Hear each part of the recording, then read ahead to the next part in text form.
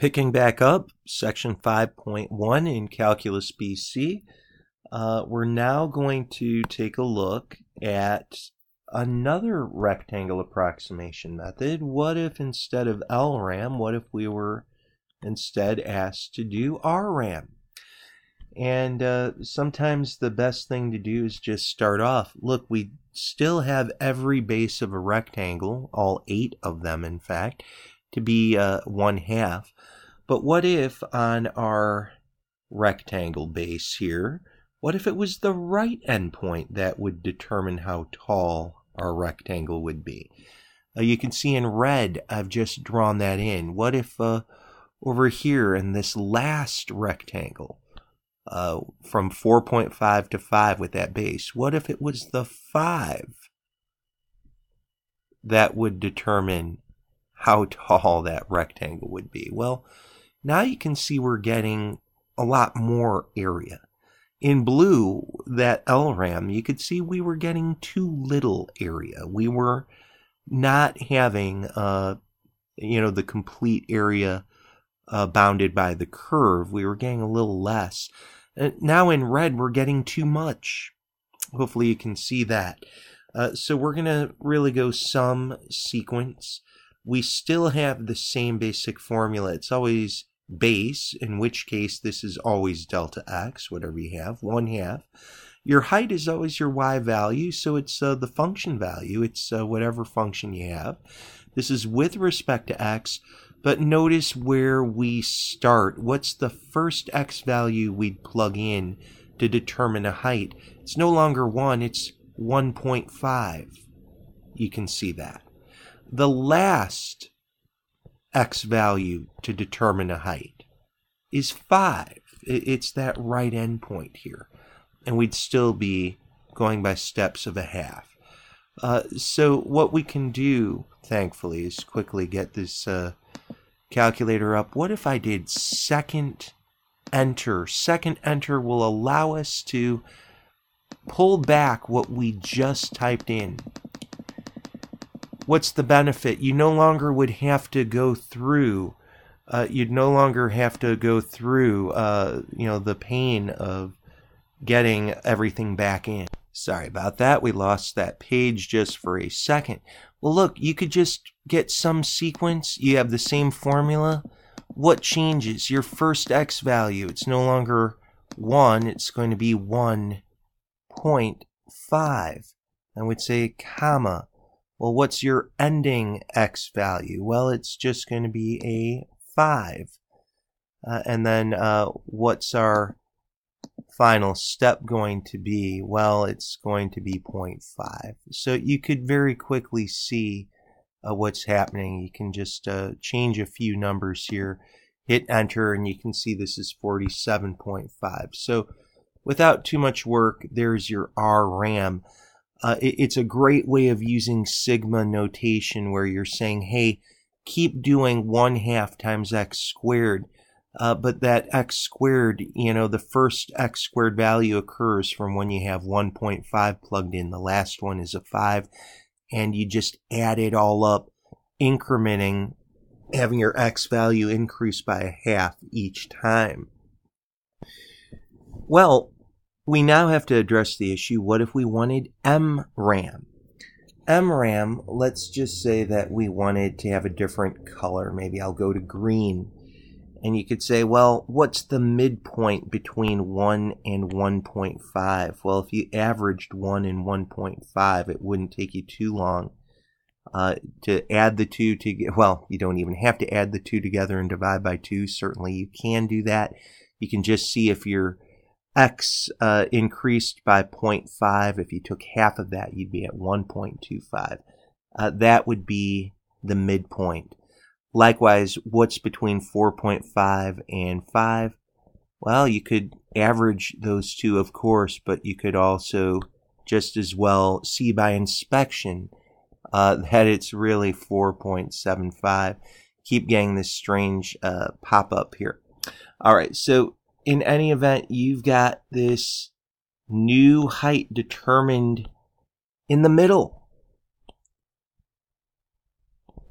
So your rectangle is going to look something more like so. So what you're going to see is there will be a portion of your rectangle that goes over the curve, and there's a portion of your rectangle that's under. So a lot of kids like that because they can see that you're more or less getting too much area from one side and too little on the other. You might think that they kind of counterbalance each other, and they do. So here's your MRAM. You're going to say, I need to do a sum sequence. Guess what? You're going to have the exact same formula. It's always delta x times f of x. It's always base times height.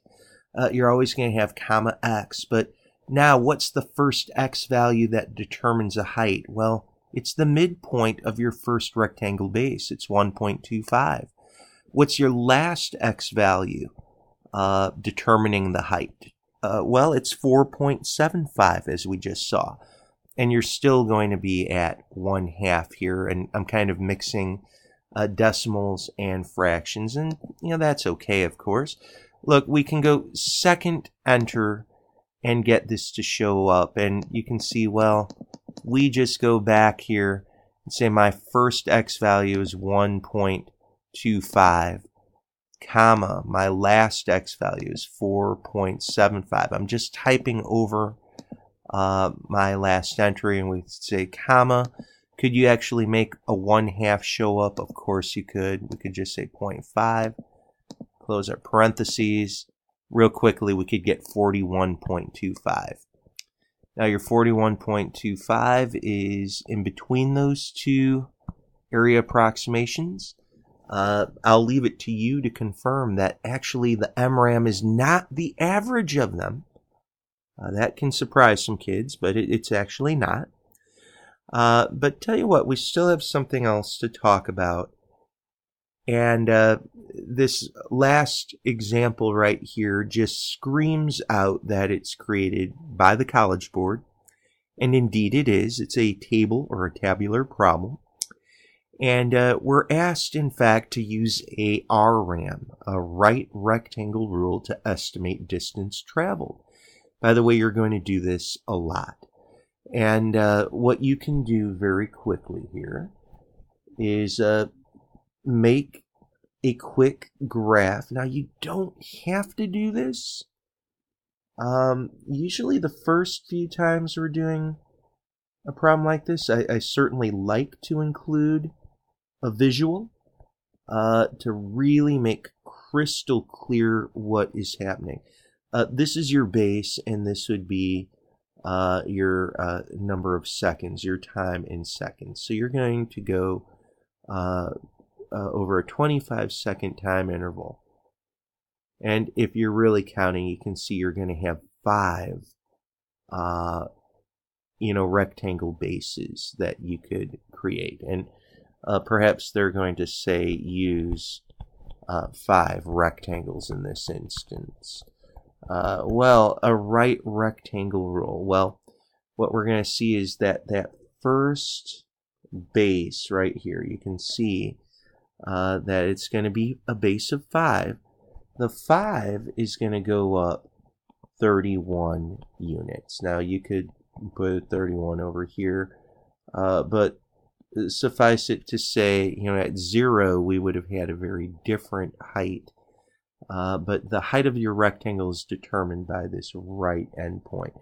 How about at 10? Well, at 10, we're going to go up a little bit higher. Now, you can exaggerate it to really, make it jump out. As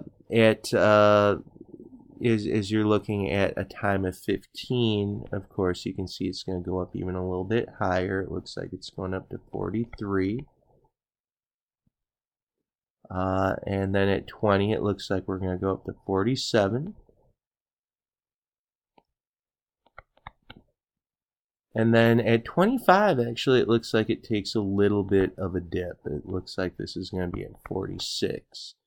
So what's happening? Well, we're going to have 5 rectangles that we're going to be working with. And use an RRAM to work this out. Well, the way it's going to work is you've got base times height. And what you'll have is a base of 5 Well, what's that first height? By the way, do you see how you could have just looked at the table to know what that height is? It's 31, right? And then you could say, well, what's your next base right here? By the way, I'll give you a hint. It's still a 5, isn't it? Delta t or delta x is always 5 here. Look at that. 5, 5, 5, 5. Down the road, I'm going to give you a hint. They're going to start trying to trip you up with that, where your delta x isn't always uniform. In this problem, in this section, it is. But we'd say, look, my next base is 5. How tall did we get? Well, it was your height determined at 10. That was 35 up here. So we'll go 5 times 35. Then we'd go to 5. Here, we'll come back over here. 5 times, well, what's your next one? Well, you could see even from right over here, it's going to be at 43. Your next base is going to be going between 15 and 20. And 15 and 20 is, you're looking at that, well, you can see that went up 47, so that's 5 times 47. And then finally, my goodness, here we go. Finally, we're going to have our last rectangle going between 20 and 25. That's 5 times 46. So, you could work all of this out, or you could even do some cool factoring. You could say factor that out.